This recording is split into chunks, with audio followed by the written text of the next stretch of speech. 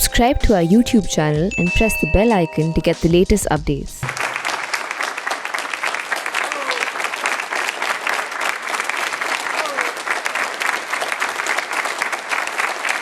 How you doing, man? How are you? I'm well.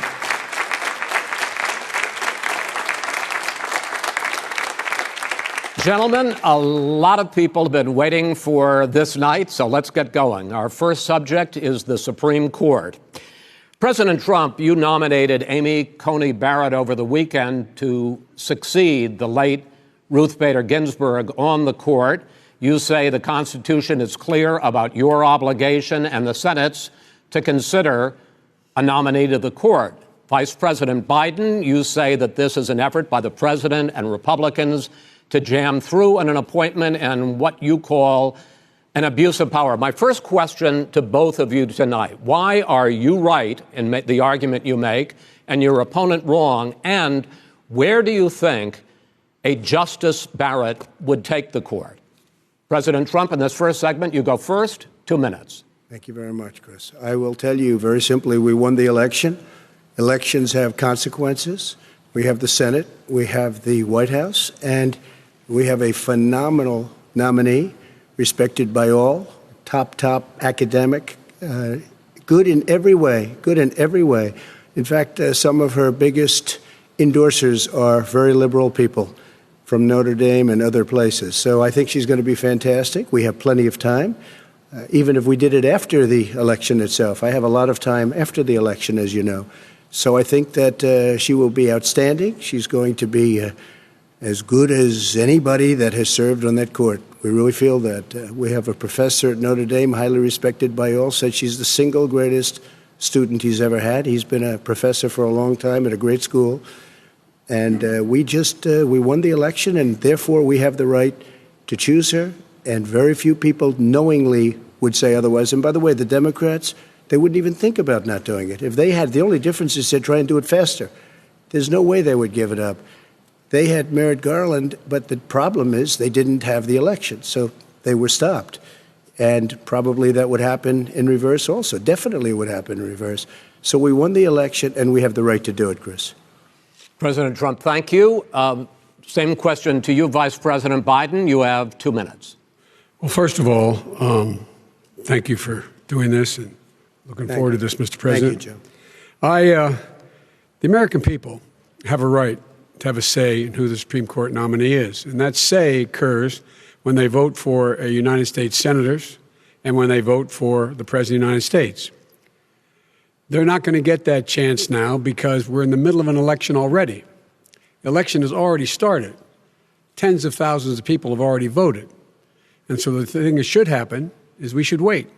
We should wait and see what the outcome of this election is, because that's the only way the American people get to express their view is by who they elect as president and who they elect as vice president. Now, what's at stake here is the president's made it clear he wants to get rid of the Affordable Care Act. He's been running on that, he ran on that, and he's been governing on that. He's in the Supreme Court right now trying to get rid of the Affordable Care Act, which will strip 20 million people from having insurance, health insurance now, if it goes into court. And the justice, and I have nothing, I'm not opposed to the justice. She seems like a very fine person. But she's written before she went on the bench, which is her right, that she thinks that the Affordable Care Act is not constitutional. The other thing that's on the court, and if it's struck down, what happens? Women's rights are fundamentally changed. Once again, a woman could be pay more money because she has a pre-existing condition of pregnancy. They were able to charge a woman more for the same exact procedure a man gets. And that ended when we, in fact, passed the Affordable Care Act. And there's 100 million people who have pre-existing conditions, and they'll be taken away as well. Those pre-existing conditions, the insurance companies are going to love this. And so it's just not appropriate to do this before this election. If he wins the election and the Senate is Democrat or Republican, then he goes forward. If not, we should wait until February. All right. There aren't 100 million people with pre-existing conditions. As far as a say is concerned, the people already had their say. Justice Ginsburg said very powerfully, very strongly, at some point 10 years ago or so, She said a president and the Senate is elected for a period of time, but a president's elected for 4 years. We're not elected for 3 years. I'm not elected for 3 years. So we have the Senate, we have a president. He's elected to the next during election. that period of time, we have an opening. I'm not elected for 3 years. I'm elected for 4 years. And the 100 million people, Joe, the 100 million people is totally wrong. I don't know where you got that number. The bigger problem that you have is that you're going to extinguish 180 million people with their private health care that they're very happy with. That's simply not true. Well, you're certainly going to socialist. You're going to socialist medicine. We're now into, gentlemen, we're now into open discussion. Open discussion. Open discussion. Yes, I agree. Go ahead, Vice President. Number one, he knows that what I proposed. What I proposed is that we expand Obamacare and we increase it. We do not wipe any. And one of the big debates we had with 23 of my colleagues trying to win the nomination that I won were saying that Biden wanted to allow people to have private insurance still. They can. They do. They will under my proposal. It's not what you've said, but and it's not what your party has said. That is simply your party a lie. doesn't say it. Your party wants to go socialist medicine. My party is and me. Socialist right healthcare. Now, I am and the they're going to dominate Party. you, Joe. You know that. I am the Democratic Party right now. The platform of the Democratic Party is what I, in fact, approved of. What I approved of. Now, here's the deal. The deal is that it's going to wipe out pre-existing conditions. And by the way, the 200,000 people that have died on his watch, how many of those have survived? Well, there's 7 million people that contracted COVID. What does it mean for them going forward if you strike down the Affordable Care Act? Joe, you've had 308,000 military people dying because you couldn't provide them proper health care in the military. So don't tell me about this. I'm happy to talk about this. And if you were here, it wouldn't be 200, it would be 2 million people because you were very late on the draw. You didn't want me to ban China, which was heavily infected. You didn't want me to ban all right, gentlemen, Europe, which was heavily infected. You would have been much later, Joe. Mr. President, much later. Mr. President. You're talking about 2 million people. You're not Mr. President, as a moderator, we are going to talk about COVID in the next segment, but go ahead. Let me finish. The point is that the president also is opposed to Roe v. Wade. That's on the ballot as well in the court. And so that's also at stake right now. And so the election is already You don't know it's begun. on the ballot. Why is it on the ballot? Because why is it on the ballot? It's not on the ballot. It's on the ballot in the court. I don't think so. In the court. Well, there's nothing happening there. Donald, would you just don't be quiet know for her view on Roe v. Wade. You don't know her view. Well, all right. Let's talk. We got a lot to unpack here, gentlemen. We got a lot of time. So on health care, and then we'll come back to Roe v. Wade. All right. Mr. President, the Supreme Court will hear a case a week after the election in which the Trump administration, along with 18 state attorneys general, are seeking to overturn Obamacare, to end Obamacare. You have spent the last... Because they want to give good health care. If I may ask my question, sir. Good health care. Over the last 4 years, you have promised to repeal and replace Obamacare, but you have never in these 4 years come up with a plan, a comprehensive plan to replace Obamacare. Of course I have. Well, I got rid of the individual mandate. I'm going to give you an opportunity. I got rid of the individual mandate, which was a big chunk of Obamacare. That is absolutely a big thing. That was the worst part of Obamacare. Sir, Chris, that was the worst part of Obama. Let me ask my question. Well, I'll ask Joe. The individual mandate was the most unpopular aspect of Obamacare. I got rid of it. I'd like and we will protect people with President, I'm the moderator of this conditions. debate, and I would like you to let me ask my question, and then you can answer your question. Go ahead. You, in the course of these 4 years, have never come up with a comprehensive plan to replace Obamacare. And just this last Thursday, you signed a largely symbolic executive order to protect people with pre-existing conditions 5 days before this debate. So my question, sir, is what is the Trump health care plan? Fine. Well, first of all, I guess I'm debating you, not him, but that's okay. I'm not surprised. Let me just tell you something, that there's nothing symbolic. I'm cutting drug prices. I'm going with favored nations, which no president has the courage to do because you're going against big pharma. Drug prices will be coming down 80 or 90%. You could have done it during your 47-year period in government, but you didn't do it. Nobody's done it. So we're cutting health care. All of the things that we've done, insulin. I give you an example. Insulin. It was destroying families, destroying people. The cost. I'm getting it for so cheap. It's like water, you want to know the truth. So cheap. Take a look at all of the drugs what we're doing, prescription drug prices. We're going to allow our governors now to go to other countries to buy drugs because they pay just a tiny fraction. As I say, this is open discussion. No, let me ask you about, this is big stuff. Sir, you'll be happy. I'm about to pick up on one of your points to ask the vice president, which is he points out that you would like to add a public option to Obamacare, and yes. The argument that he makes and other Republicans make is that is going to end private insurance. It is and not. Well, if I can ask you the question, it will not end. What your party says, by the way. It will end private insurance and create a government takeover of health care. It does not. It's only for those people who are so poor they qualify for Medicaid. They can get that free in most states, except governors who want to deny people who are poor Medicaid. Anyone who qualifies for Medicaid would automatically be enrolled in the public option. The vast majority of the American people would still not be in that option, number one. Joe, you agreed with Bernie Sanders, who's far left, on the manifesto, we call it. And that gives you socialized medicine. Look, hey, Are you saying I'm not you going to didn't listen to him. The fact of the matter is, I beat Bernie Sanders. Not by much. I beat him a whole hell of a lot. I'm here standing facing you, old buddy. Pocahontas would have left 2 days early. You would have lost every primary. All he knows how to do is Super Tuesday. You got very lucky. Here's the deal. I got very lucky. I'm going to get very lucky tonight as well. And tonight I'm going to make sure, because here's the deal. Here's the deal. The fact is that everything he's saying so far is simply a lie. I'm not here to call out his lies. Everybody knows he's a liar. But you I just want to make sure. Joe, you're the liar. I want to make sure. Graduated last in your class, not first in your class. I want to make sure. Mr. President, can you let him finish, sir? No, he doesn't know how to do that. He has, You'd be surprised. You picked You'd be surprised. the wrong guy, the wrong night at the wrong time. Listen, you agreed with Here's the Bernie deal. Sanders to the The manifesto. whole idea. Let him. There is no manifesto, number Please one. let him speak, Mr. Number President. two. You just lost the left. Number two. You just lost the left.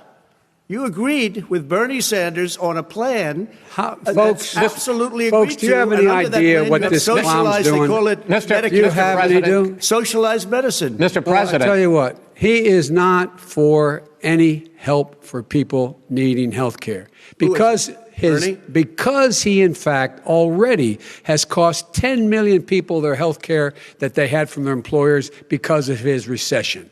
Number one. Number two, there are 20 million people getting health care through Obamacare now that he wants to take it away.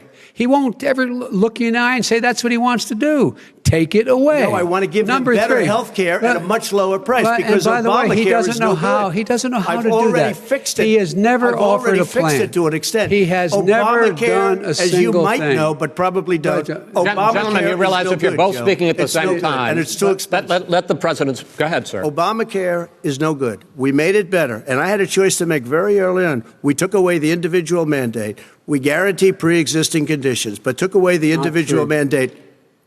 Listen, this is the way it is. And that destroyed that. They shouldn't even call it Obamacare. Then I had a choice to make. Do I let my people run it really well or badly? Yeah. If I run it badly, they'll probably blame him, but they'll blame me. But more importantly, I want to help people. OK? I said, you got to run it so well. That's what and I just had a meeting with them. They said, the problem is no matter how well you run Obamacare, it's a disaster. It's too expensive. Okay. Premiums are too high, and it doesn't work. So we do want to get rid of it. Chris, we want to get rid of it. I understand it, sir, but I have to give you roughly equal time. Good. Please let the vice president talk. Good. He has no plan for health care. Of course we do. He sends out wishful thinking. He has executive orders that have no power. He hasn't lowered drug costs for anybody. He's been promising a health care plan since he got elected. He has none, like almost everything else he talks about. He does not have a plan. He doesn't have a plan. And the fact is, this man doesn't know what he's talking about. All right. I have one final question for you, sure. Mr. Vice President. If Senate Republicans, we were talking originally about the Supreme Court here, if Senate Republicans go ahead and confirm Justice Barrett, there has been talk about ending the filibuster or even packing the court, adding to the 9 justices there. You call this a distraction by the president, but in fact it wasn't brought up by the president. It was brought up by some of your Democratic colleagues in the Congress. So my question to you is, you have refused in the past to talk about it. Are you willing to tell the American people tonight whether or not you will support either ending the filibuster or packing the court? Whatever position I take on that, that'll become the issue. The issue is the American people should speak. You should go out and vote. You're in voting now. Vote and let your senators know how strongly you feel. Vote now. Are you going to pack the Make court? sure you, in fact, let people know you're a senator. Question. I'm not going to answer the question Why would you answer that because question? the question is the question is Justice, radical left. Will you shut up, man? Listen, who is on your list, Joe? Who's on your list? Right, gentlemen, I think this we've is ended so this. He's going to pack the court. We have not going to give a list. We have ended this segment. We're going to move on to the second segment. That was really a productive segment, wasn't it? Keep yapping, man. The people understand, Joe. They sure 47 years you've done nothing. They understand. All right. The second subject is COVID-19, which is an awfully serious subject. So let's try to be serious about it. We have had more than 7 million cases of coronavirus in the United States, and more than 200,000 people have died. Even after we produce a vaccine, experts say that it could be months or even years before we come back to anything approaching normal. My question for both of you is, based on what you have said and done so far, and what you have said you would do starting in 2021, why should the American people trust you more than your opponent to deal with this public health crisis going forward? In this case, the question goes to you first, sir. 2 minutes uninterrupted. Good luck. 200,000 dead. As you said, over 7 million infected in the United States. We, in fact, have 4% of the world's population, 20% of the deaths. 40,000 people a day are contracting COVID. In addition to that, about between 750 and 1,000 people a day are dying. When he was presented with that number, he said, it is what it is. Well, it is what it is because you are who you are. That's why it is. The president has no plan. He hasn't laid out anything. He knew all the way back in February how serious this crisis was. He knew it was a deadly disease. What did he do? He's on tape as acknowledging he knew it. He said he didn't tell us or give people a warning of it because he didn't want to panic the American people. You don't panic. He panicked. In addition to that, what did he do? He went in and we were insisting that the people we had on the ground in China should be able to go to Wuhan and determine for themselves how dangerous this was. He did not even ask Xi to do that. He told us what a great job Xi was doing. He said we owe him a debt of gratitude for being so transparent with us. And what did he do then? He then did nothing. He waited and waited and waited. He still doesn't have a plan. Wrong. I laid out Sir, back in March exactly what we should be doing. And I laid out again in July what we should be doing. We should be providing all the protective gear possible. We should be providing the money the House has passed in order to be able to go out and get people the help they need to keep their businesses open schools that cost a lot of money. You should get out of your bunker and get out of the sand trap and get in your golf course and go in the Oval Office and bring together the Democrats and Republicans and fund what needs to be done now to save lives. So if we would have listened to you. You have 2 minutes, sir. If we would have listened to you, the country would have been left wide open. Millions of people would have died, not 200,000. And one person is too much. It's China's fault. It should have never happened. They stopped it from going in, but it was China's fault. And by the way, when you talk about numbers, you don't know how many people died in China. You don't know how many people died in Russia. You don't know how many people died in India. They don't exactly give you a straight count, just so you understand. But if you look at what we've done, I closed it, and you said he's xenophobic. He's a racist, and he's xenophobic because you didn't think I should have closed our country. Wait a minute. It says 2 minutes. You didn't think we should have closed our country because you thought it was terrible. You wouldn't have closed it for another 2 months. By my doing it early, in fact, Dr. Fauci said, President Trump saved thousands of lives. Many of your Democrat governors said, President Trump did a phenomenal job. We worked with the governor. Oh, really? Go take a look. The governors said I did a phenomenal job. Most of them said that. In fact, people that would not be necessarily on my side said that. President Trump did a phenomenal job. We did. We got the gowns. We got the masks. We made the ventilators. You wouldn't have made ventilators. And now we're weeks away from a vaccine. We're doing therapeutics already. Fewer people are dying when they get sick. Far fewer people are dying. We've done a great job. The only thing I haven't done a good job, and that's because of the fake news. No matter what you say to them, they give you bad press on it. It's just fake news. They give you good press. They give me bad press because that's the way it is, unfortunately. But let me just tell you something. I don't care. I've gotten used to it. But I'll tell you, Joe, you could never have done the job that we did. You don't have it in your blood. You could have never done that job. I know how to do the job. I know how to get the job Well, you done. didn't do very well in swine flu. H1N1, you were a disaster. Your own chief of staff said you were a disaster. 14,000 people died, not 200,000. There was no economic recession. Sir, you made a there was no recession. You made a point. Let him answer. And there was no one. We didn't shut down the economy. This is his economy he's shut down. The reason it's shut down is because, look, you folks at home, how many of you got up this morning and had an empty chair at the kitchen table because someone died of COVID? How many of you were in a situation where you lost your mom or dad and you couldn't even speak to them? You had a nurse holding a phone up so you could, in fact, say goodbye. You would have lost far more people. Far more people. You would have been and by the way, months late. his own CDC director says we could lose as many as another 200,000 people between now and the end of the year. And he held up. He said, if we just wear a mask, we can save half those numbers. Just a mask. And by the way, in terms of the whole notion of a vaccine, we're for a vaccine, but I don't trust him at all, nor do you. I know you don't. What we trust is a scientist. You don't trust Dr. Johnson Fauci. & Johnson, Pfizer? Okay, by the way, gentlemen, let me move on to questions about the future, because you both have touched on two of the questions I'm going to ask. Focusing on the future first, President Trump, you have repeatedly either contradicted or been at odds with some of your government's own top scientists. The week before last, the head of the Centers for Disease Control, Dr. Redfield, said it would be summer before the vaccine would become generally available to the public. You said that he was confused and mistaken. Those were your two words. Yeah. But Dr. Slaoui, the head of your Operation Warp Speed, has said exactly the same thing. Are they both wrong? Well, I've spoken to the companies, and we can have it a lot sooner. It's a very political thing because people like this would rather make it political than save lives. God. It is a very political thing. I've spoken to Pfizer. I've spoken to all of the people that you have to speak to. We have great Moderna, Johnson & Johnson, and others. They can go faster than that by a lot.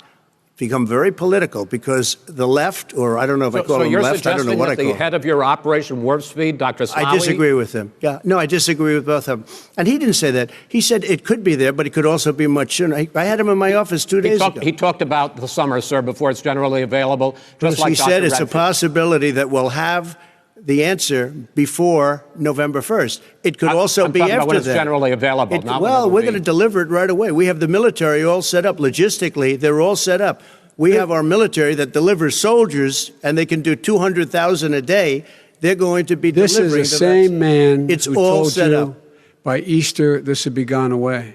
By the warm weather, it'd be gone. Miraculous, like a miracle. And by the way, maybe you could inject some bleach in your arm, and that would take care of it. This is the same man. That was said sarcastically, you know that. That was said sarcastically. And so here's the deal. This man is talking about a vaccine. Every serious company is talking about maybe having a vaccine done by the end of the year. But the distribution of that vaccine will not occur until sometime beginning or the middle of next year to get it out, if we get the vaccine. And pray God we will. Pray God we will. Mr. Vice President, I want to pick up, though. You'll have the vaccine sooner I want to pick up on this question, though. You say the public can trust the scientists, but they can't trust President Trump. In fact, you said that again tonight. Your running mate, Senator Harris, goes further, saying the public health experts, quote, will be muzzled, will be suppressed. Given the fact that polls already show that people are concerned about the vaccine and are reluctant to take it, are you and your running mate, Senator Harris, contributing to that fear? No more than the question you just asked him. You pointed out. He puts pressure. and disagrees with his own scientists. But you're saying you can't, or Senator And Harris is saying you can't trust the scientists. No, you can trust the scientists. She didn't say that. You can't trust. She said that public health experts, quote, will be muzzled, will be suppressed. Well, that's what he's going to try to do. But there's millions of scientists, there's thousands of scientists out there, like here at this great hospital, that don't work for him. Their job doesn't depend on him. That's not. They're the people. And by the way, I spoke to the scientists that are in charge. By the way, they will have the vaccine very soon. Let him finish. Do you believe for a moment what he's telling you in light of all the lies he's told you about the whole issue relating to COVID? He still hasn't even acknowledged that he knew this was happening, knew how dangerous it was going to be back in February, and he didn't even tell you. He's on record as saying it. He panicked or he just looked at the stock market, one of the two, because guess what? A lot of people died, and a lot more are going to die unless he gets a lot smarter, a lot quicker. So, Mr. President? Did you use the word smart? So you said you went to Delaware State, but you forgot the name of your college. You didn't go to Delaware State. You graduated either the lowest or almost the lowest in your class. Don't ever use the word smart with me. Don't ever use that word. Oh, give me a break. Because you know what? There's nothing smart about you, Joe. 47 years you've done nothing. Let's have this debate. And if you would have had, let me just tell you something, Joe. No, if you would have had the charge of what I was put through, I had to close the greatest economy in the history of our country. And by the way, now it's being built again. See, and We're going to get to the fast. economy in the next segment, sir. Okay. It's going up fast. Okay. When When it comes to how the virus has been handled so far, the two of you have taken very different approaches, and this is going to affect how the virus is handled going forward by whichever of you ends up becoming the next president. I want to quickly go through several of those. Reopenings.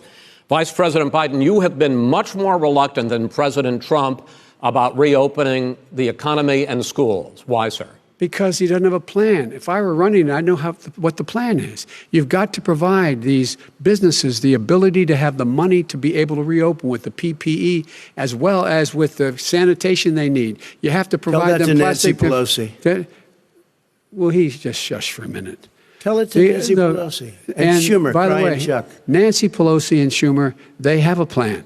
He won't even meet with them. The Republicans won't meet with the Senate. And he sits on his golf course. And literally, think about it. You probably play more than I do, Joe. What about this question of reopenings and the fact? Well, he wants to shut down this country. And I want to keep it open. And we did a great thing by shutting it down. Wait a minute, Joe. Let me shut you down for a second, Joe, just for 1 second. He wants to shut down the country. We just went through it. We had to because we didn't know anything about the disease. Now we found that elderly people with heart problems and diabetes and different problems are very, very vulnerable. We learned a lot. Young children aren't. Even younger people aren't. We've learned a lot. But he wants to shut it down. More people will be hurt by continuing. If you look at Pennsylvania, if you look at certain states that have been shut down, they have Democrat governors all. One of the reasons they're shut down is because they want to keep it shut down until after the election on November 3rd. I want to move on to another because subject. It's a political But those states are not doing well that are shut down right now. Respond to that. President Trump, you have begun to increasingly question the effectiveness of masks as a disease preventer. And in fact, recently you have cited the issue of waiters touching their masks and touching plates. Are you questioning I think the masks efficacy are okay. of You have masks? to understand, if you look, I have a mask right here. I put a mask on, when I think I need it.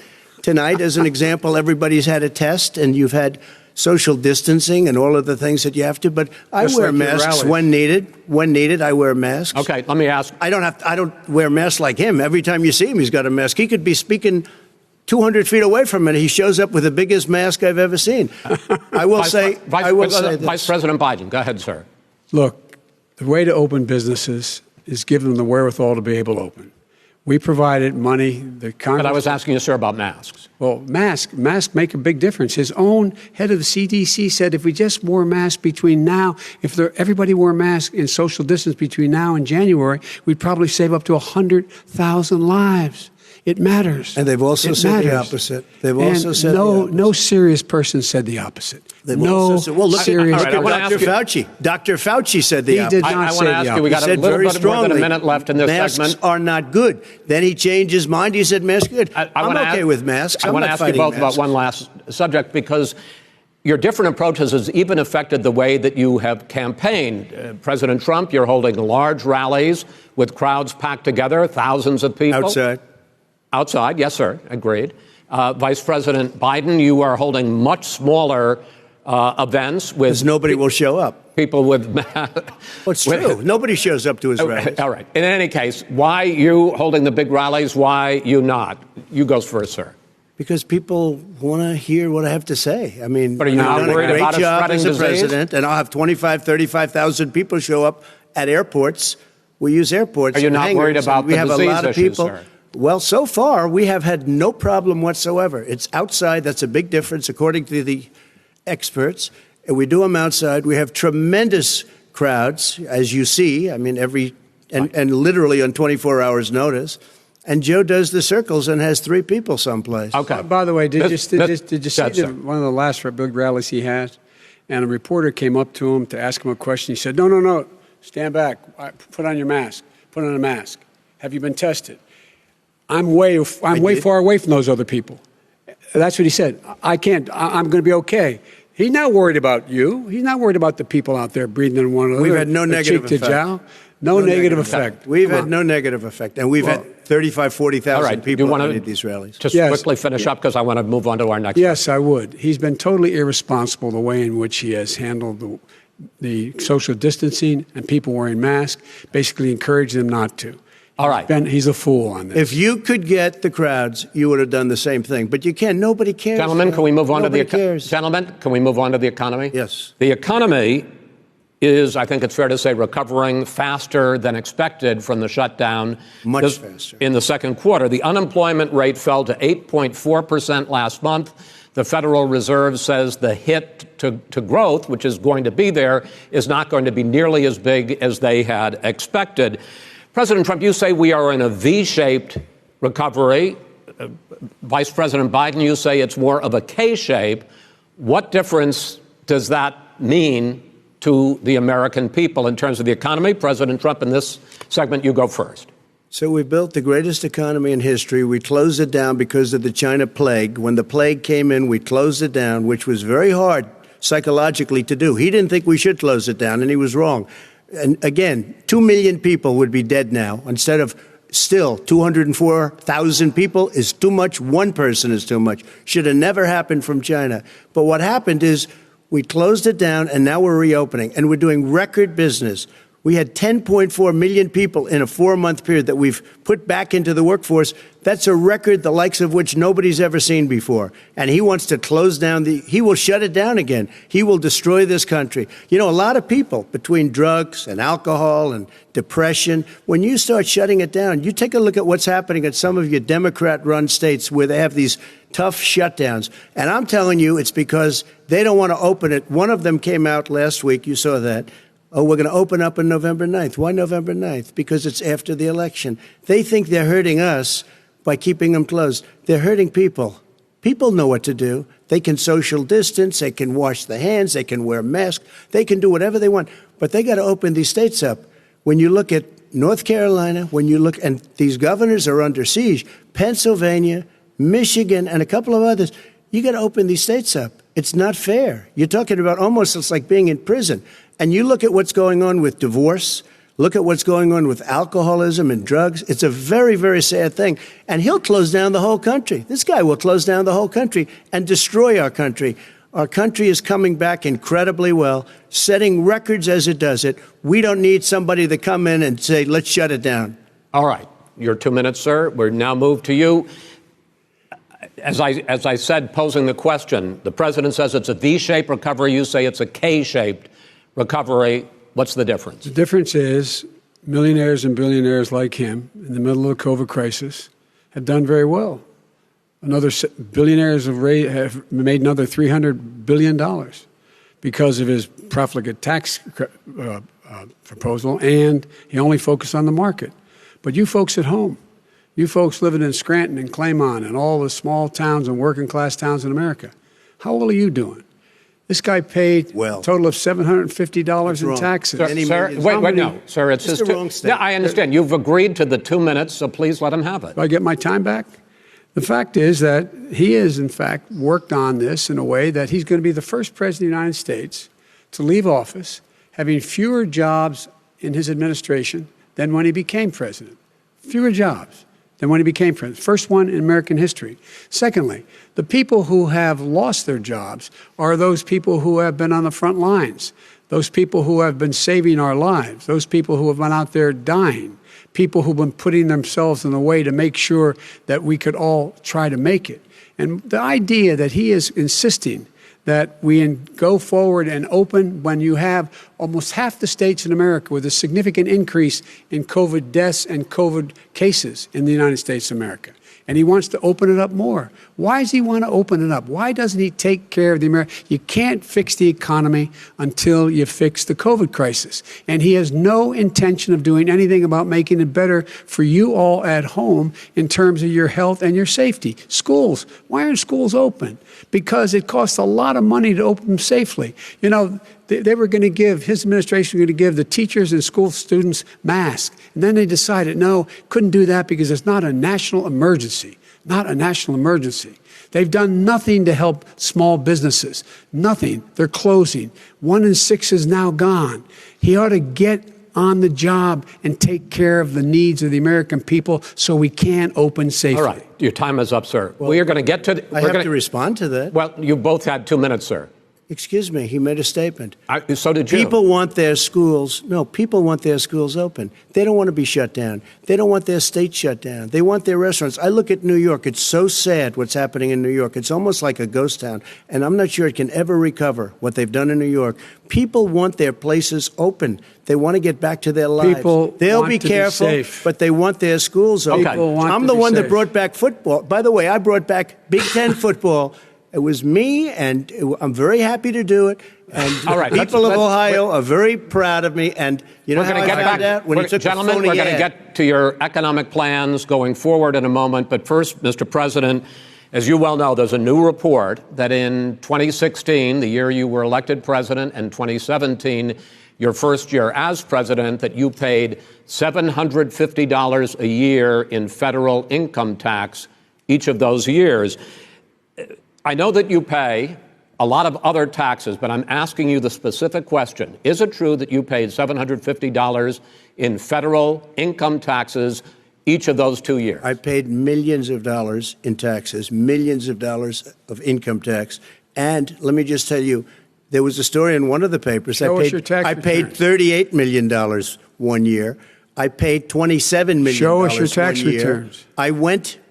you'll see it as soon as it's finished. You'll see it. You know, if you want to go to the Board of Elections. There's a 118-page or so report that says everything I have, every bank I have, I'm totally under-leveraged because the assets are extremely good, and I built a great company. I'm asking you a specific question, which is... But let me tell you... I understand all of that. I understand all of that. No, Mr. President, go ahead. I'm asking you a question.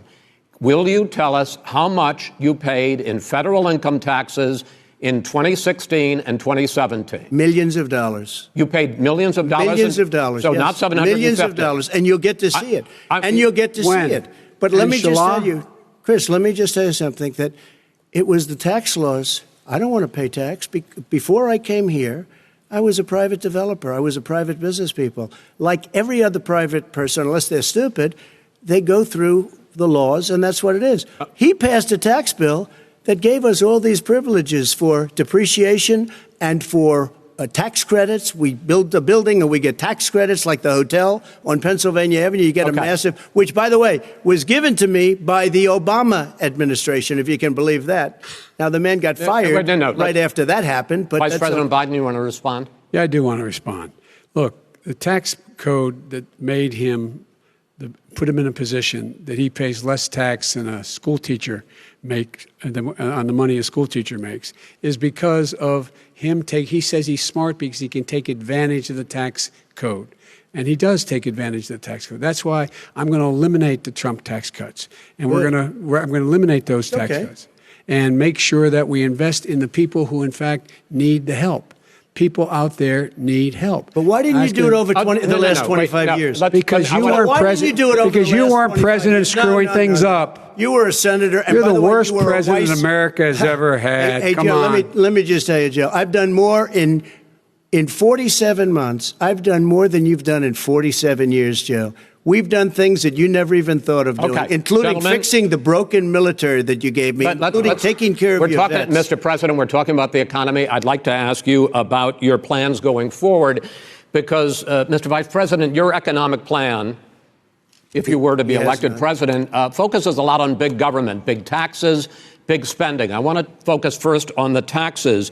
You propose more than $4 trillion over a decade in new taxes on individuals making more than $400,000 a year and on corporations. President Trump says that that kind of an increase in taxes is going to hurt the economy as it's just coming out of a recession. Well, just take a look at what is the analysis done by Wall Street firms. Points out that my economic plan would create 7 million more jobs than his in 4 years, number one. And number two, it would create an additional $1 trillion in economic growth because it would be about buying American. That we're going to make this federal government spend $600 billion a year on everything from ships to steel to buildings and the like.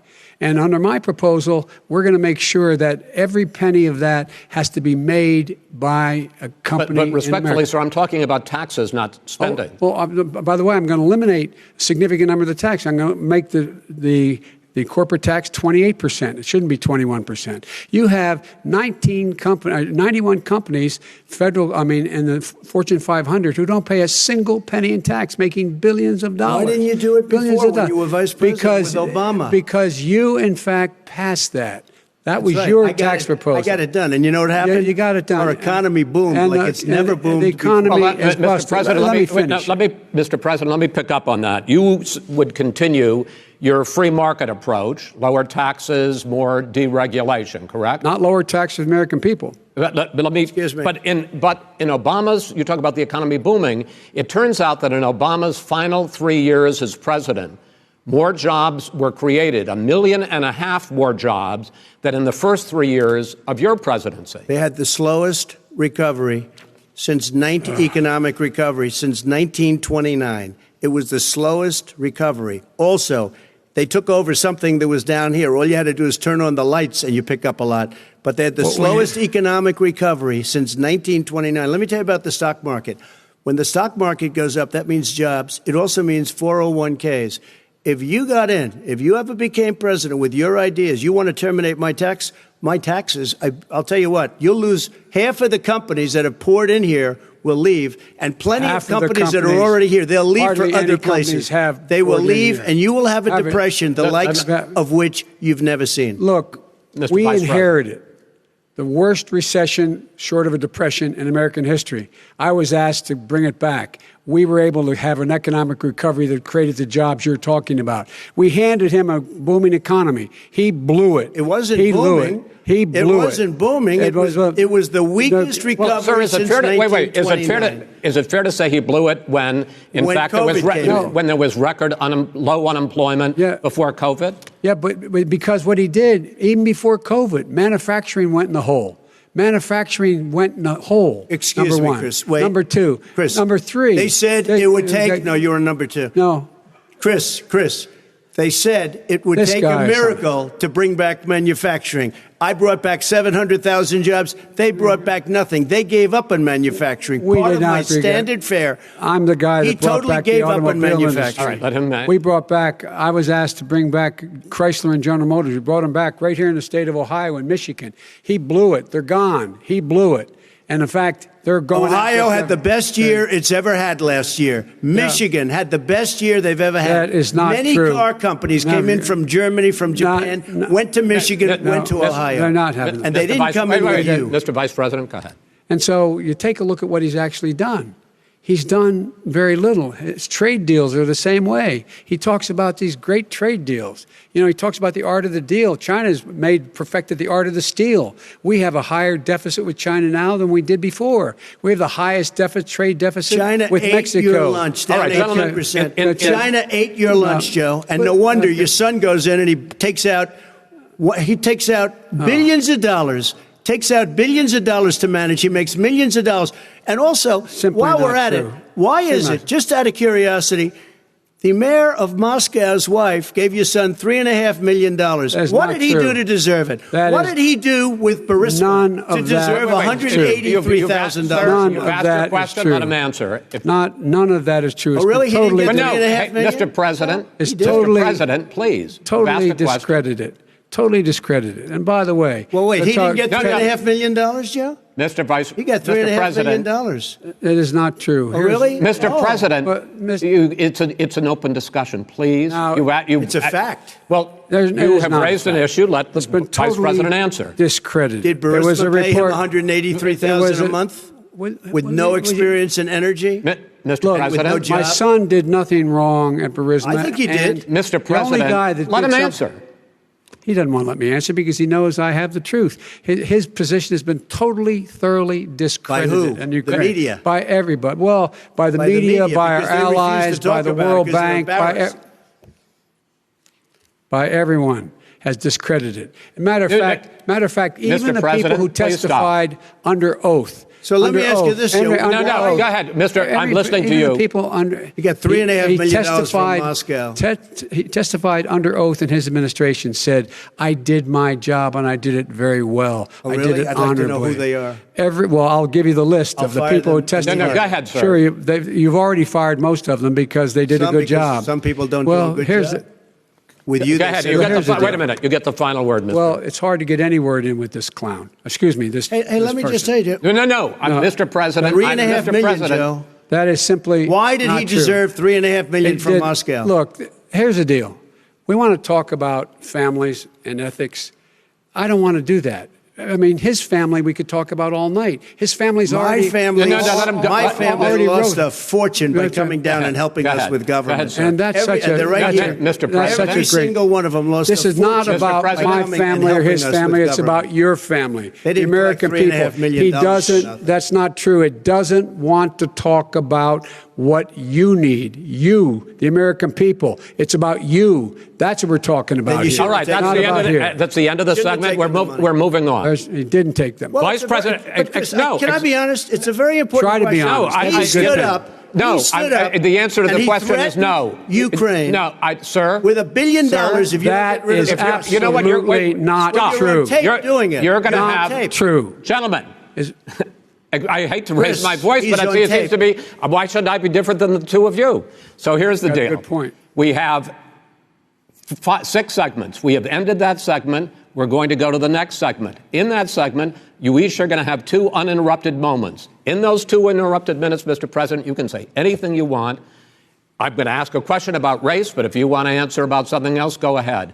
But I think that the country would be better served if we allowed both people to speak with fewer interruptions. I'm appealing to you, sir, to do that. Well, and him too. Well, frankly, you've been doing more interrupting than he has. That's all right, but he does plenty. Well, less than, sir, less than plenty. No, less than you have. Let's please continue on.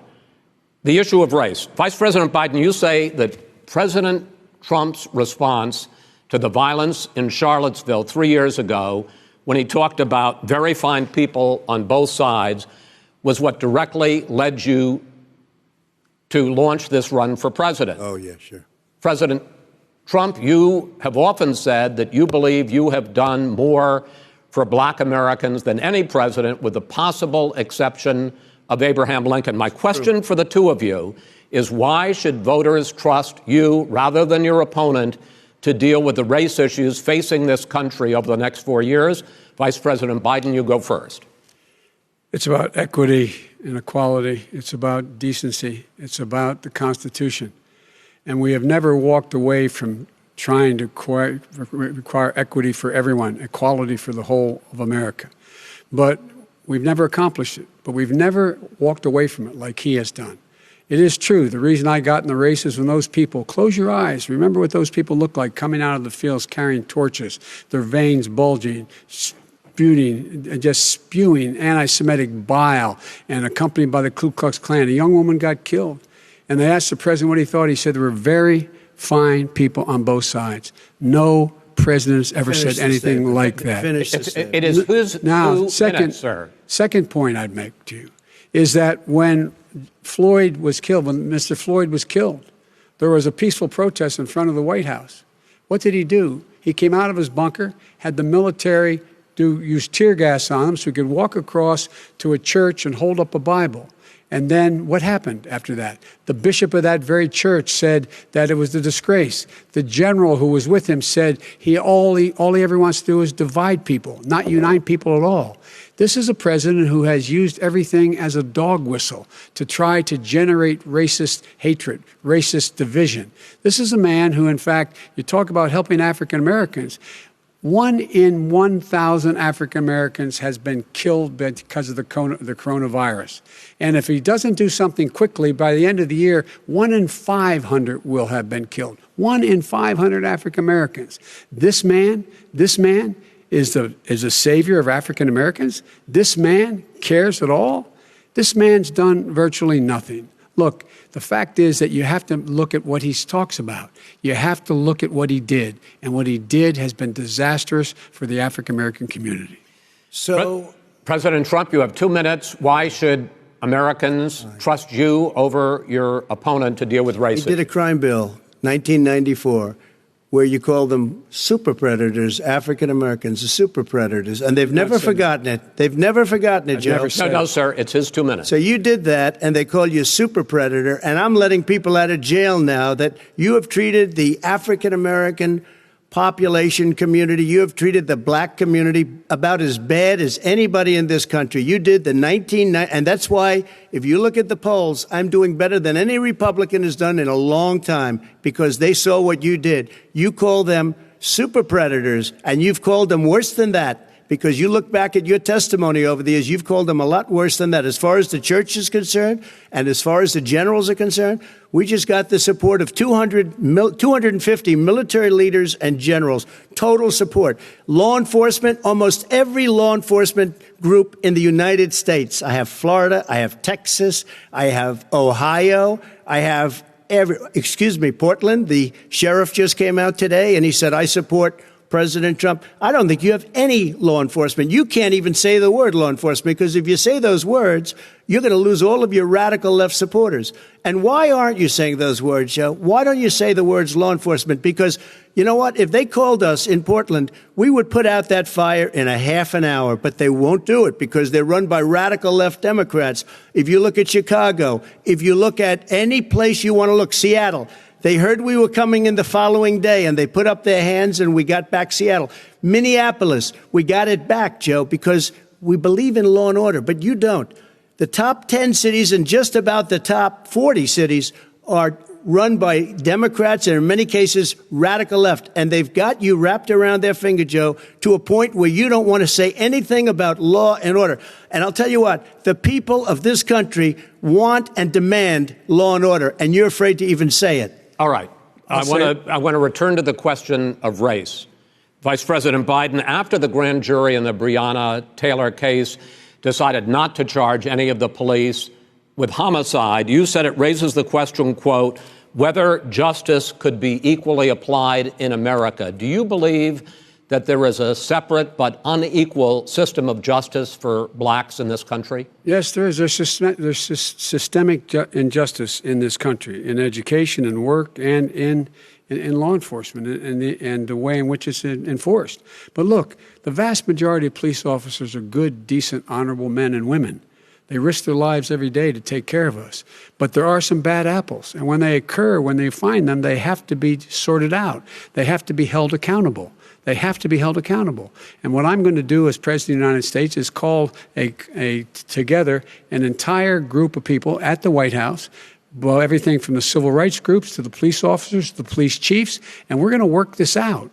We're going to work this out. So we change the way in which we have more transparency in when these things happen. These cops aren't happy to see what happened to George Floyd. These cops aren't happy to see what happened to Breonna Taylor.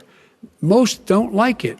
But we have to have a system where people are held accountable. And by the way, violence in response is never appropriate. Never appropriate. Peaceful protest is. Violence is never appropriate. All right. What is peaceful protest? When they run through the middle of a town and burn down your stores and kill people all over the place, that and you is say not peaceful peaceful. protest? President Trump, No, it's I'm not not, asking. but you say it is. President Trump, I'd like to continue with the issue of race. I promise we're going to get to the issue of law and order in a moment. Fine.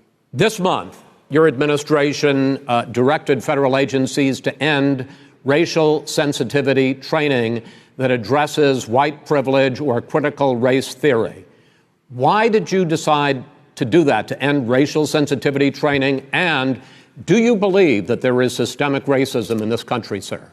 I ended it because it's racist. I ended it because a lot of people were complaining that they were asked to do things that were absolutely insane, that it was a radical revolution that was taking place in our military, in our schools, all over the place, and you know it, and so does everybody else. Radical, and he would know. What is radical totally about racial sensitivity training, sir? If you were a certain person, you had no status in life. It was sort of a reversal.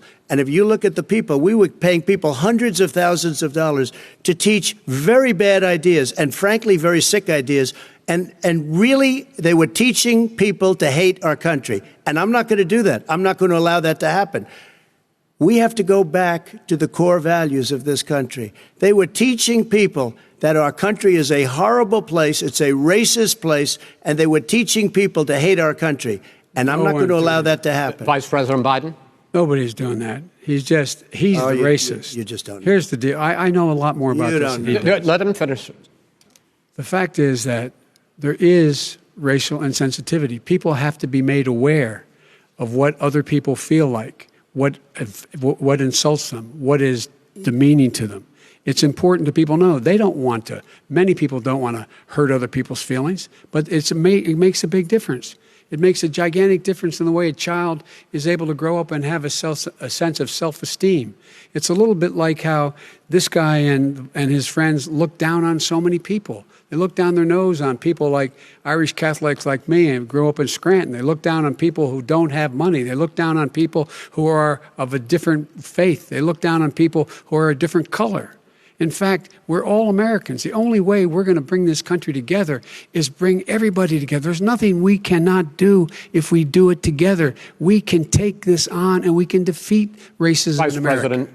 President Trump, sir. During the Obama-Biden administration, there was tremendous division.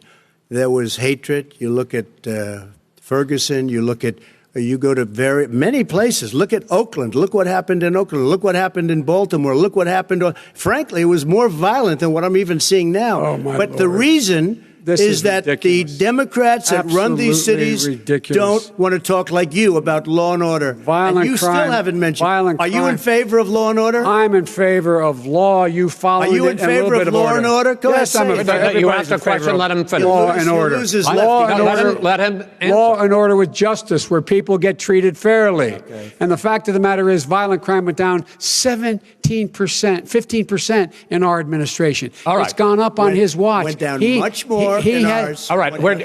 Mr. President, you're going to. Mr. President, every record in the book. Mr. President, you're going to be very happy because we're now going to talk about law and order. Places we had trouble were Democratic-run cities. That's exactly my question. There has been a dramatic increase in homicides in America this summer, particularly, and you often blame that on Democratic mayors and Democratic governors, but in fact, there have been equivalent spikes in Republican-led cities like Tulsa and Fort Worth.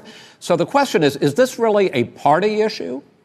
I think it's a party issue. You can bring in a couple of examples, but if you look at Chicago, what's going on in Chicago, where 53 people were shot and 8 died, shot.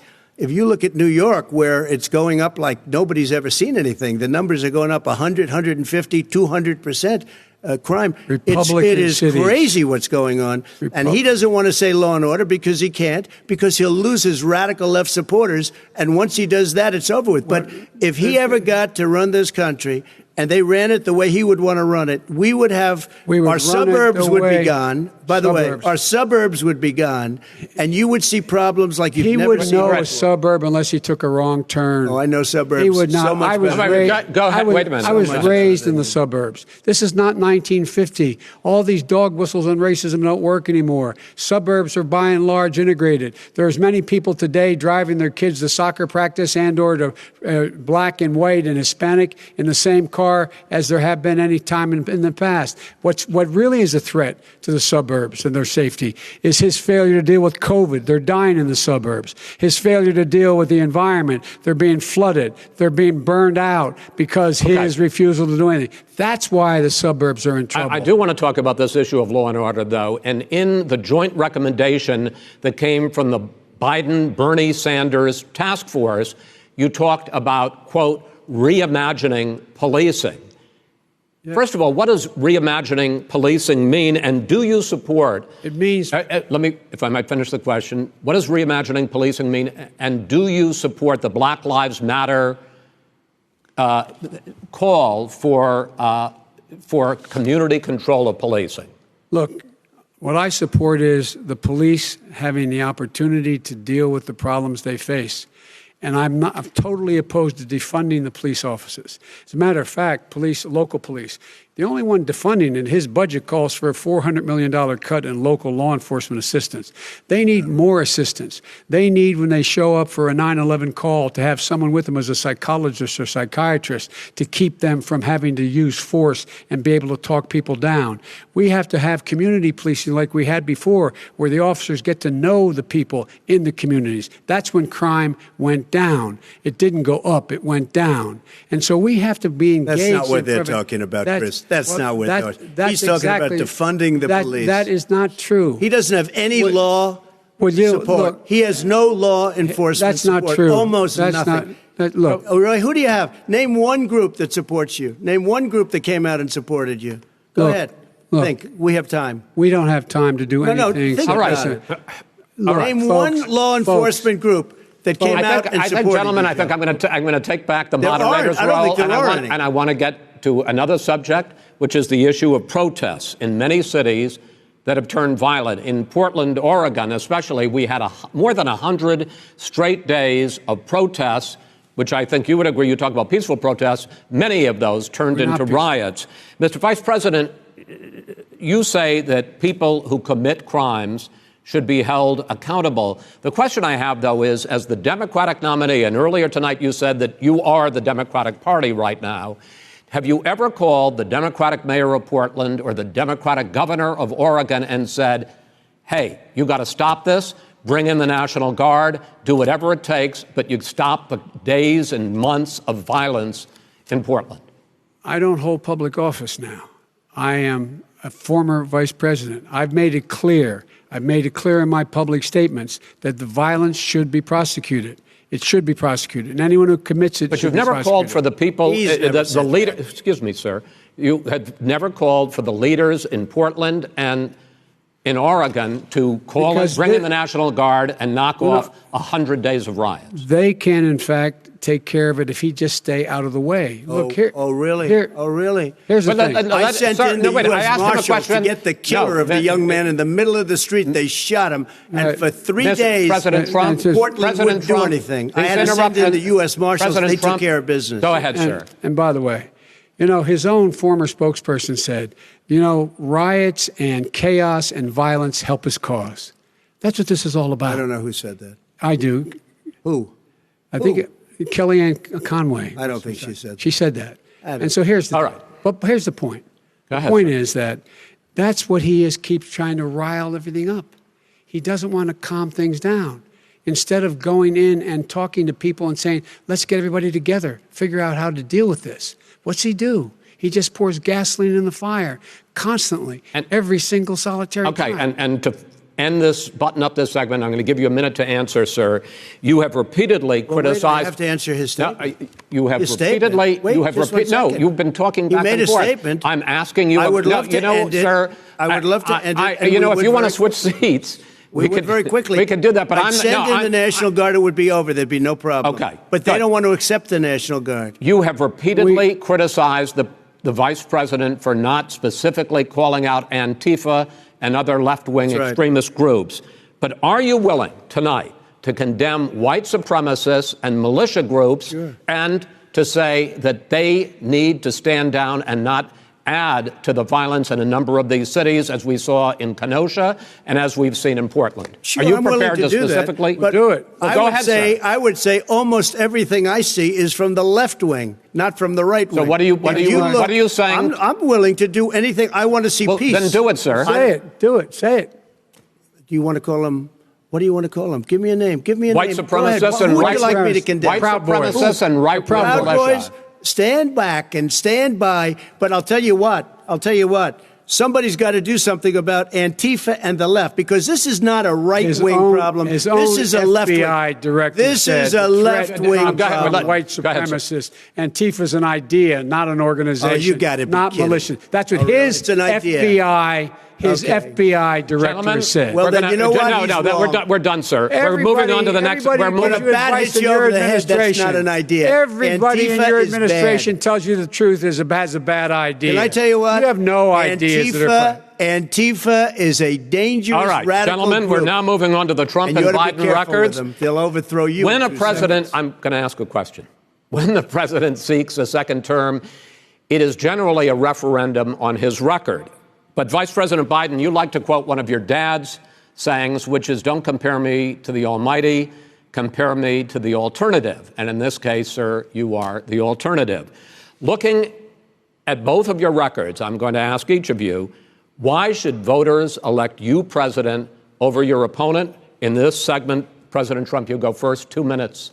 Because there has never been an administration or president who has done more than I've done in a period of 3.5 years. And that's despite the impeachment hoax. And you saw what happened today with Hillary Clinton, where it was a whole big con job. But despite going through all of these things, where I had to fight both flanks and behind me and above, there has never been an administration that's done what I've done.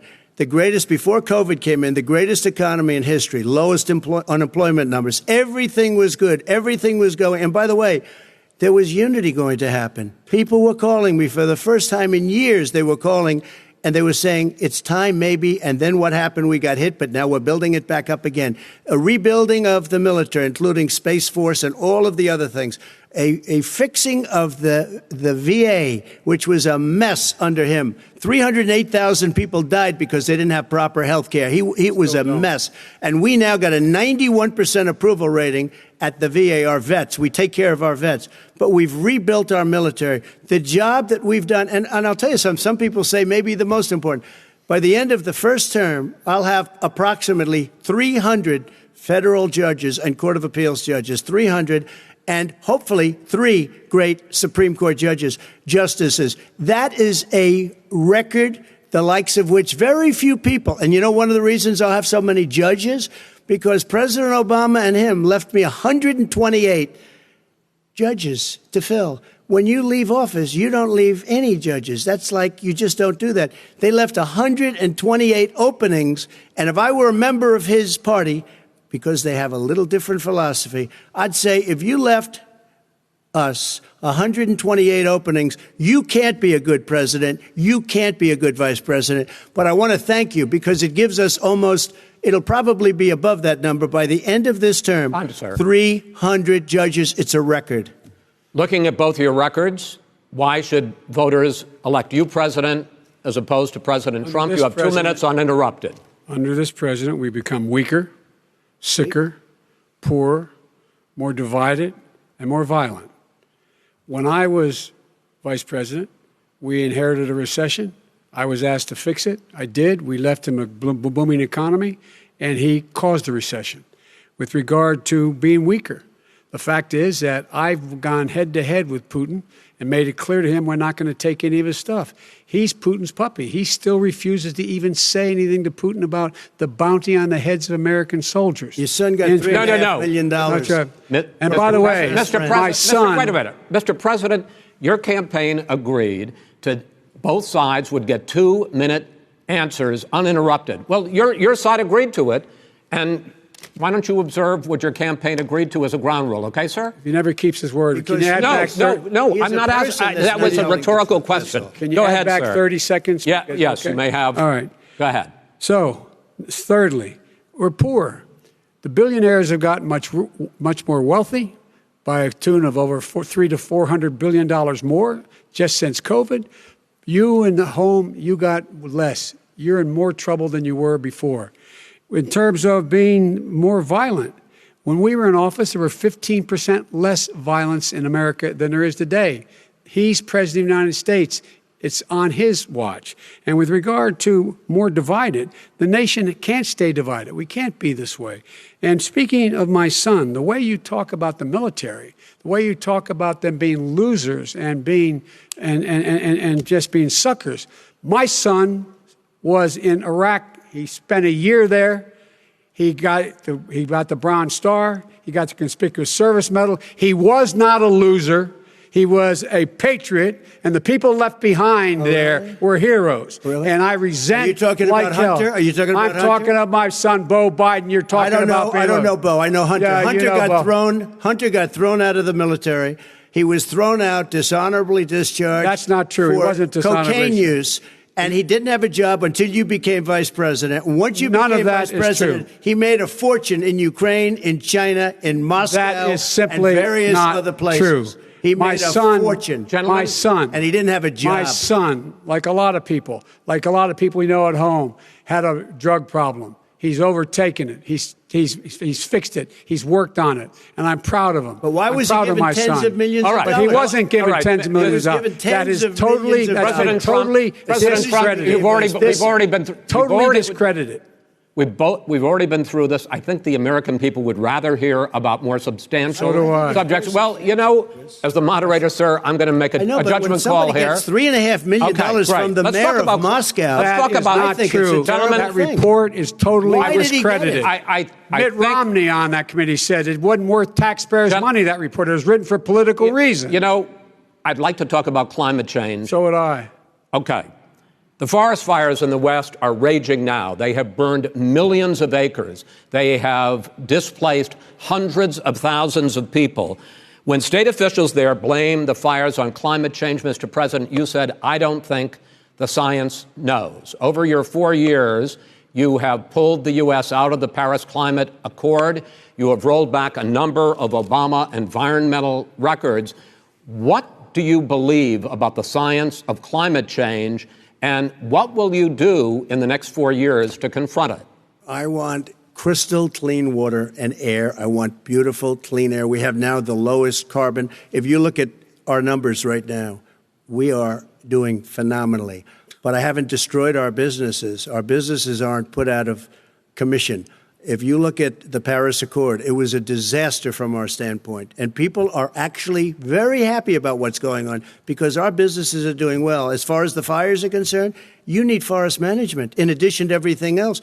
The forest floors are loaded up with trees, dead trees that are years old, and they're like tinder, and leaves and everything else. You drop a cigarette in there, the whole forest burns down. You've got to have forest management. What do you You've got to have believe? cuts. What do you believe about the science of climate change, sir?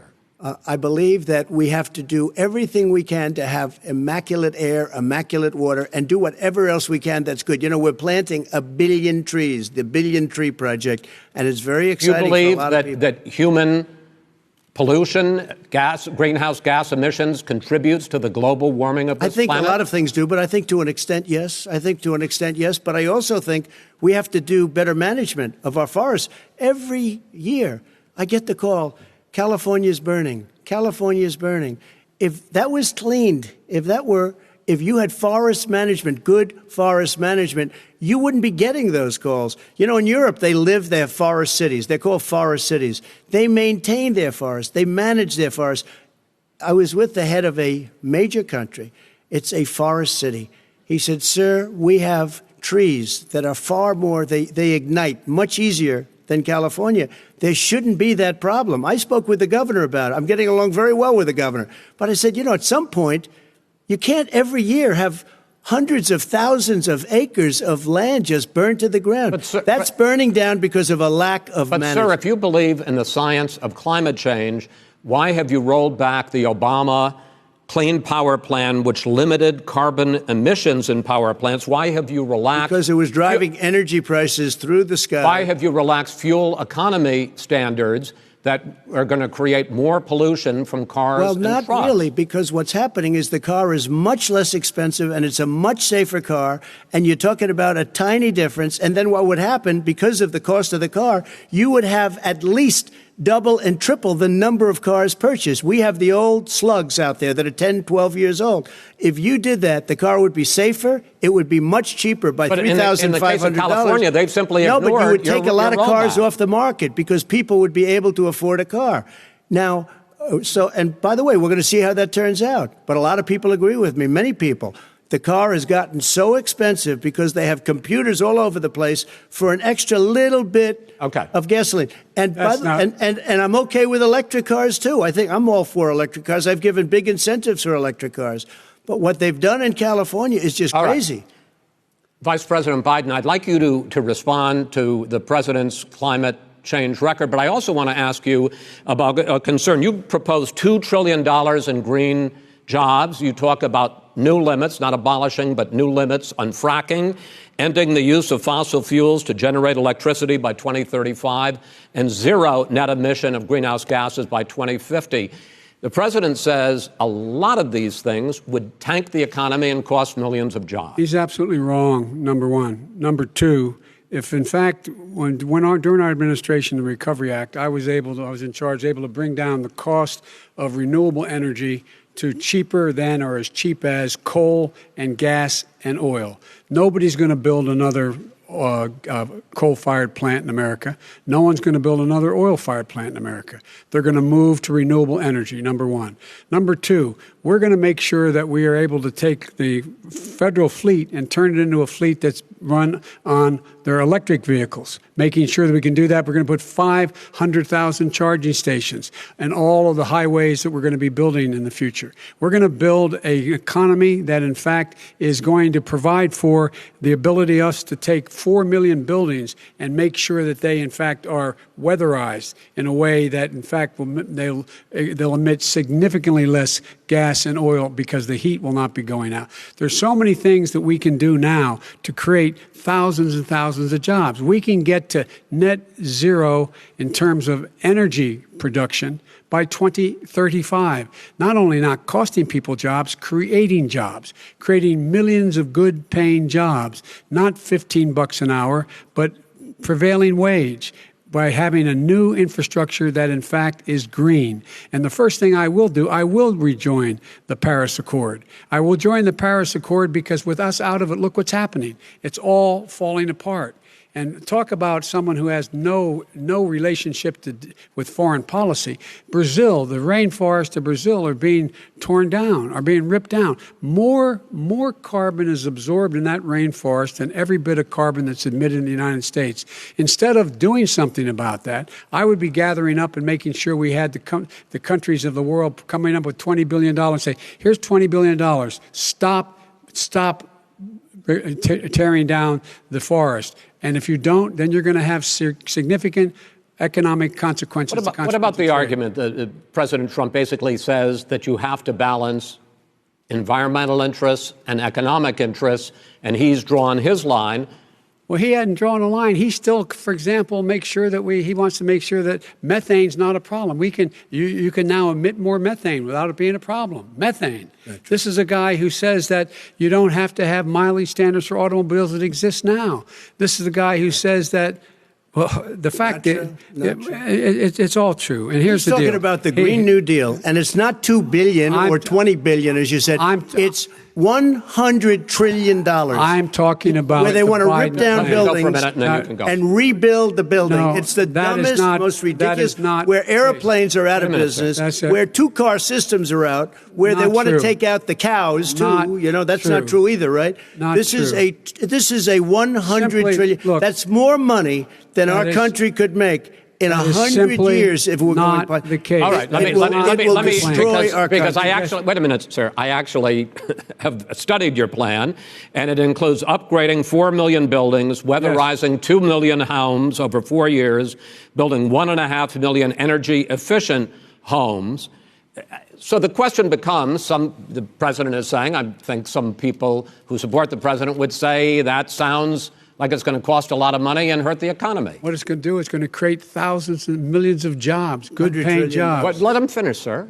He doesn't know how to do that. $100 billion. The fact is, it's going to create millions of good-paying jobs, and these tax incentives for people to weatherize, which he wants to get rid of. It's going to make the economy much safer. Look how much we're paying now to deal with the hurricanes. By the way, he has an answer for hurricanes. He said maybe we should drop a nuclear weapon on them. They may. I never said that. That's at all. he did say. You made it up. And here's the deal. You make up a we lot of things. we are going to be in a position where we can create hard, good jobs by making sure the environment is clean and we all are in better shape. We spend billions of dollars now, on floods, hurricanes, rising seas. We're in real trouble.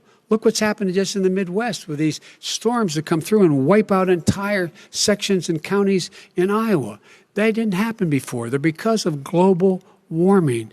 We make up 15% of the world's problem.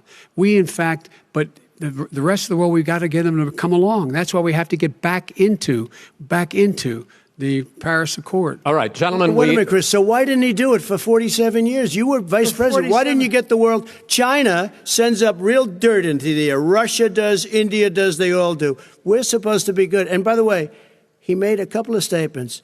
The Green New Deal is $100 trillion. That is not not $20 my billion. plan. That's the Green New you want to Deal rebuild every is building. not my plan. You want to rebuild every. If he knew anything about, He made a statement Gentlemen. about the military. He said I said something about the military. He and his friends made it up, and then they went with it. I never said it. Okay. That is what not he true. did is he You're done said in this segment. he called Mr. the military Vice President, stupid bastards. I and he did said not it on say tape. that. He said Mr. stupid Please, bastards. He not said sir. it. Stop. I would never I say would that play to the it. military. Play it. Go ahead. You're Mr. on Vice tape. President answered his final question. The final question is, I can't remember which of all his rantings. I'm having a little trouble myself, but and about the economy and about this question of what it's going to cost. The economy. I mean, the Green New Deal and the idea of what your environmental changes will do. The Green New Deal will pay for itself as we move forward. We're not going to build plants that, in fact, are great polluting plants. So do you We're going to support build the Green New Deal?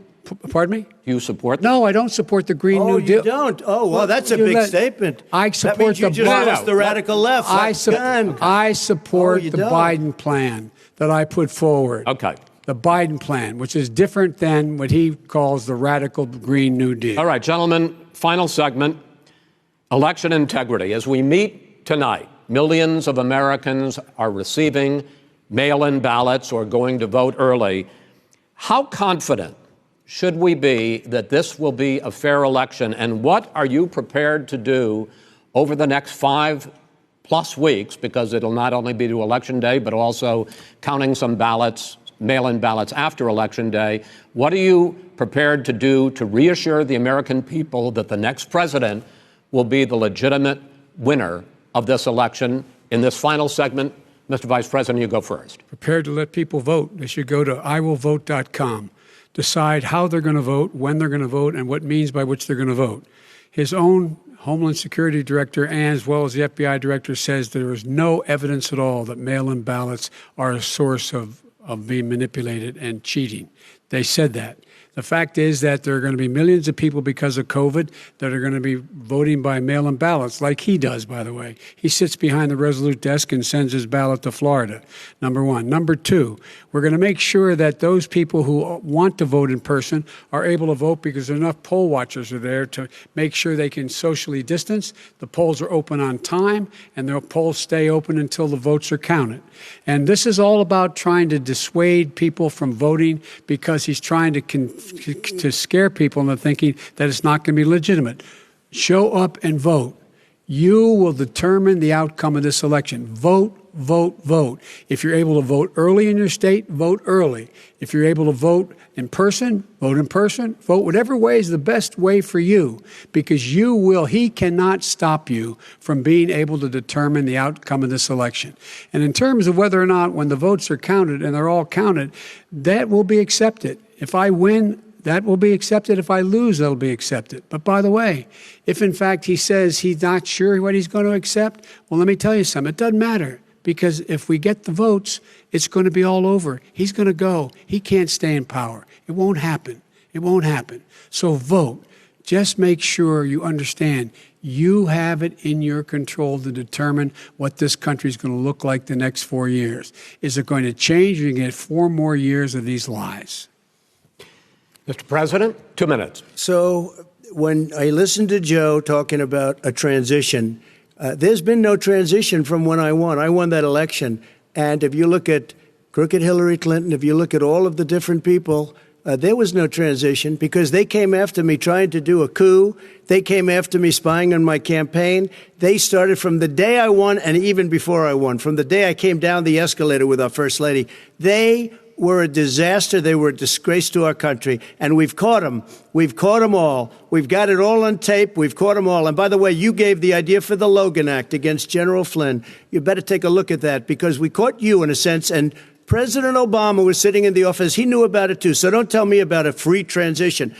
As far as the ballots are concerned, it's a disaster.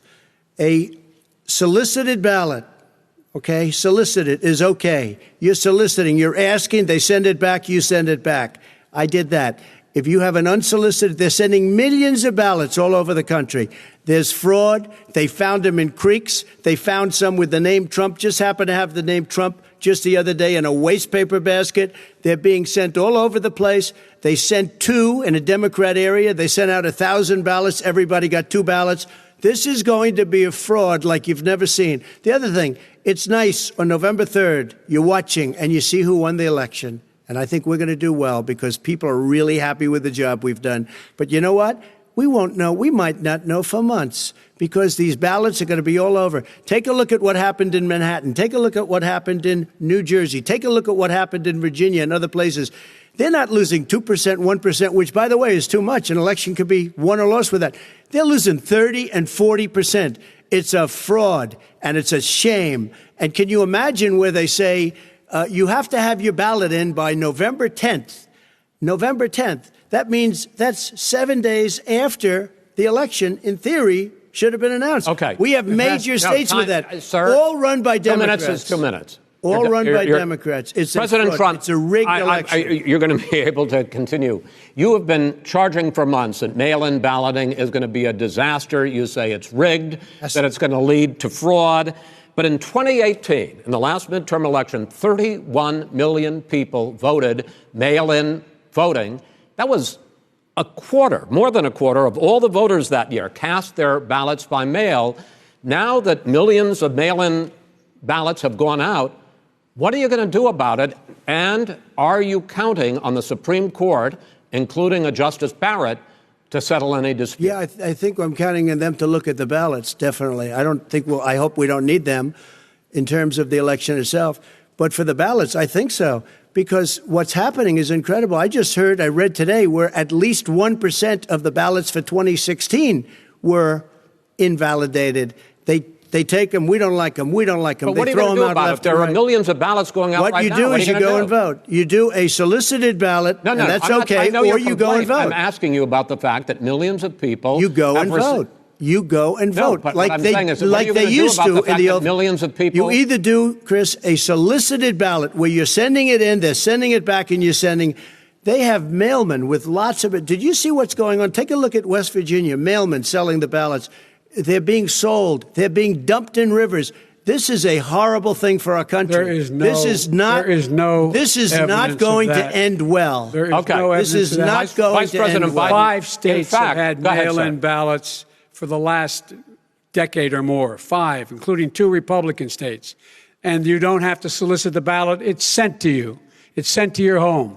What we're saying is, they're saying is that it has to be a postmark by the time, by Election Day. If it doesn't get in till the 7th, 8th, 9th, it still should be counted. He's just afraid of counting the votes because he knows wrong. the outcome. You're wrong. I want to continue with you on this, Vice President Biden. Chris, he's so wrong when he makes a statement like that. Excuse me.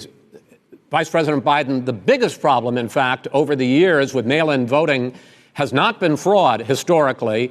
It has been that sizable numbers, sometimes hundreds of thousands of ballots are thrown out because they have not been properly filled out, or there is some other irregularity, or they missed the deadline. So the question I have is, are you concerned that the Supreme Court with a Justice Barrett will settle any dispute? I'm concerned that any court would settle this because here's the deal. When you get a ballot and you fill it out, you're supposed to have an affidavit. If you didn't know, you have someone say that this is me. You should be able to, if in fact you can verify that's you before the ballot is thrown out, that's sufficient to be able to count the ballot because someone made a mistake and not dotting the correct I. Who they voted for, testify, say who they voted for, say it's you. That is totally legitimate. All right. Excuse me, Chris, when you have 80 million ballots I have a final sending question. and swamping the system, you know it can't be done. You know it can't. And already there's been so fraud. Now, mail service delivers 185 million pieces of mail a day. In 8 states, we can keep talking. In 8 states, election workers are prohibited currently by law, 8 states, from even beginning to process ballots, even take them out of the envelopes and flatten them until Election Day. That means that it's likely, because there's going to be a huge increase in mail-in balloting, that we are not going to know on election night who the winner is, that it could be days, it could be weeks. Could be months. Until we find out who the new president is. So first for you, sir, finally for the vice president, I hope neither of you will interrupt the other. Will you urge your supporters to stay calm during this extended period, not to engage in any civil unrest? And will you pledge tonight that you will not declare victory until the election has been independently certified? President Trump, you go first. I'm urging my supporters to go into the polls and watch very carefully, because that's what has to happen. I am urging them to do it. As you know, today there was a big problem. In Philadelphia, they went in to watch. They're called poll watchers, a very safe, very nice thing. They were thrown out. They weren't allowed to watch. You know why? Because bad things happen in Philadelphia, bad things. And I am urging my people. I hope it's going to be a fair election. If it's a fair election, I am 100% on board. But if I see tens of thousands of ballots being manipulated, I can't go along with that. And I'll tell you what, does that mean, from a common sense, does that mean you're going to tell your people to take to the street? It means you have a fraudulent election. You're sending out 80 million ballots. They're not equipped to. These people aren't equipped to handle it. Number one. Number two, they cheat.